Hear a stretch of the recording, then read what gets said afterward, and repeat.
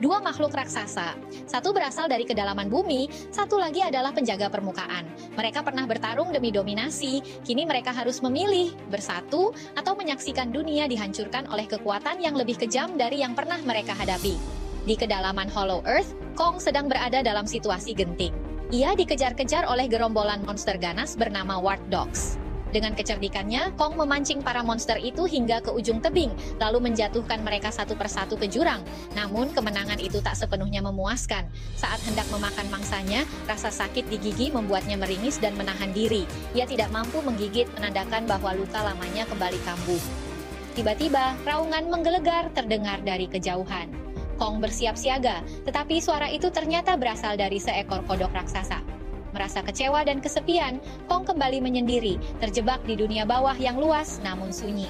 Sementara itu, di permukaan bumi, Dr. Eileen Andrews sibuk menjaga keseimbangan antara dua makhluk raksasa, Godzilla dan Kong.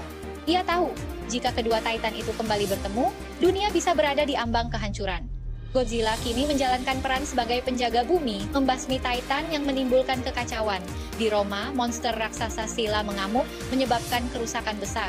Godzilla muncul dengan kekuatan dahsyatnya, menembakkan sinar atom ke mulut Scylla, melumpuhkannya seketika. Setelah pertempuran itu, Godzilla memutuskan untuk beristirahat di Colosseum, menjadikannya sebagai sarang sementara. Di sisi lain, para peneliti Hollow Earth mendeteksi aktivitas energi misterius yang sangat besar di wilayah tempat Kong tinggal. Ledakan energi tersebut bahkan menyebabkan tanah runtuh di lokasi bekas pertempuran Kong dengan Wart Dogs. Ilene mendapat laporan dari rekannya, Direktur Hampton. Namun, di tengah tekanan itu, Ilene juga harus menjalani peran sebagai ibu bagi Jia. Gadis muda yang bisa berkomunikasi dengan para Titan Jia yang baru masuk sekolah, merasa tidak nyaman dan kesulitan beradaptasi.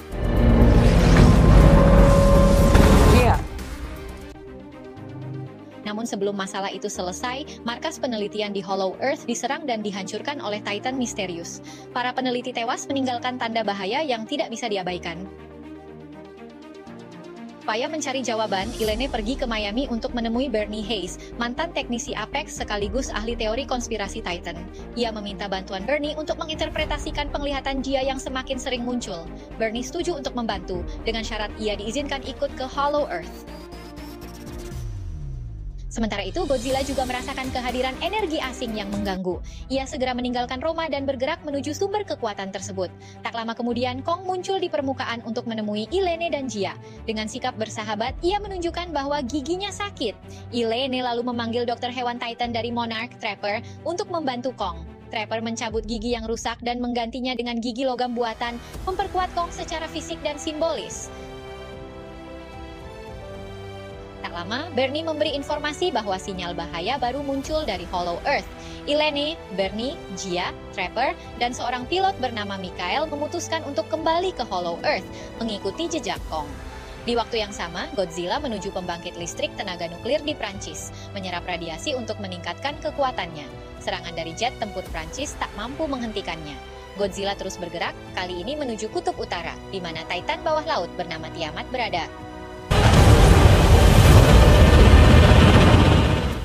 Hampton khawatir jika Godzilla menyerap kekuatan Tiamat, ia bisa menjadi terlalu kuat untuk dikendalikan. Di kedalaman Hollow Earth, Eileen dan rombongannya menemukan bekas markas penelitian yang telah hancur. Mayat para peneliti berserakan, dan di dinding mereka melihat jejak kaki besar berlumuran darah. Trapper menyebutnya sebagai tanda tantangan perang. Di tempat lain, Kong menemukan lorong yang runtuh, membawanya ke dunia yang lebih dalam. Di sana, ia bertemu dengan seekor kera lebih kecil bernama Zuko. Namun, pertemuan itu tak berjalan baik. Zuko menyerang Kong dan memanggil 3 kera lainnya untuk bergabung. Dalam perkelahian brutal, Kong hampir tewas, namun ia berhasil membalikkan keadaan. Ia bahkan menggunakan tubuh Zuko sebagai senjata. Meski sempat menunjukkan belas kasih, Kong dipaksa menjatuhkan salah satu kera ke jurang ketika diserang balik. Zuko, yang terkesan oleh kekuatan Kong, akhirnya bersedia menjadi penunjuk jalan. Pesawat rombongan Ilene terpaksa mendarat darurat akibat gangguan energi misterius. Mereka menyusuri hutan dan menghadapi monster pohon yang memangsa Michael. Dalam kepanikan, mereka melarikan diri hingga menemukan reruntuhan kuil kuno yang didedikasikan untuk Mothra. Jia, dengan kekuatan khususnya, mengaktifkan portal pelindung yang membawa mereka masuk ke dunia bawah yang tersembunyi. Sementara itu, Kong dan Zuko menemukan danau. Saat sedang minum, seekor ular raksasa menyerang mereka. Pertarungan sengit terjadi. Kong akhirnya memenggal kepala monster itu dengan kapaknya. Menariknya, ia berbagi daging ular itu dengan Zuko, meski Zuko sebelumnya menjebaknya. Sikap ini mulai mengubah pandangan Zuko terhadap Kong.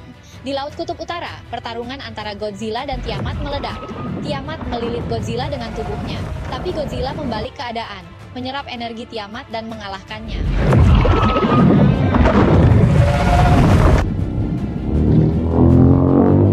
Kembali di Hollow Earth, rombongan Ilene bertemu suku Iwi, suku kuno yang memiliki hubungan langsung dengan Titan. Jia ternyata adalah bagian dari mereka. Pemimpin suku berkomunikasi dengan Jia melalui telepati, menunjukkan sejarah leluhur mereka dan peran Jia yang penting. Dari mereka, Ilene mengetahui bahwa sinyal misterius berasal dari Iwi, sebagai peringatan akan kembalinya ancaman kuno. Di kuil besar Iwi, Ilene mempelajari sejarah suku tersebut. Dahulu, kera-kera besar adalah pelindung manusia, hingga muncul pemimpin kejam bernama Scar King. Ia memimpin pemberontakan dan berperang melawan Godzilla dan rasnya. Perang besar terjadi hingga akhirnya Scar King dan pasukannya dipenjara di kedalaman Hollow Earth. Jia ternyata memiliki kemampuan untuk membangkitkan Mothra, sang penjaga keseimbangan. Di lain tempat, Kong dan Zuko menyusup ke markas Scar King. Kong menyaksikan para kera diperbudak dan disiksa.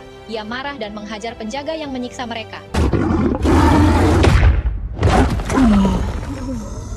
Scar King muncul, mengejek Kong dan kekuatan barunya. Pertarungan keduanya dimulai.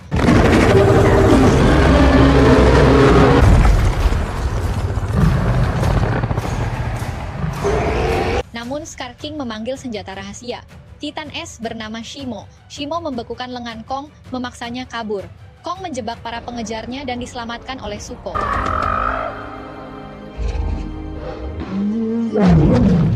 Ilen dan timnya kini hidup bersama suku Iwi.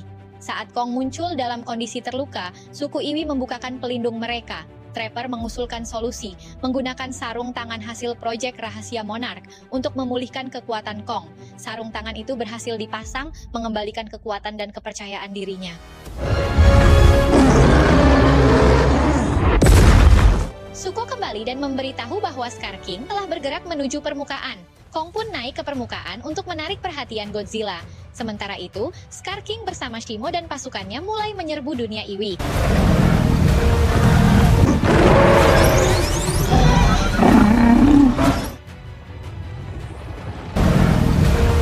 Godzilla, yang kini bersinar dengan energi merah muda dari Tiamat, mendengar auman Kong dan datang ke Mesir. Keduanya bertemu di Kairo dan bertarung sengit, menghancurkan piramida. Kong mencoba berdamai, namun Godzilla menolak. Pertempuran mereka hanya terhenti saat Mothra muncul dan melerai keduanya. Di saat bersamaan, para peneliti Iwi menyiapkan rencana terakhir, menggunakan kristal suci untuk menciptakan hentakan gravitasi yang dapat menahan para Titan jahat. Namun Scar King menggunakan Shimo untuk membekukan dan menghancurkan pelindung Iwi. Pertempuran besar pecah, Godzilla dan Kong bekerja sama. Kong melawan Shimo, Godzilla menghadapi Scar King. Mothra melindungi pesawat evakuasi Trapper dan Ilene.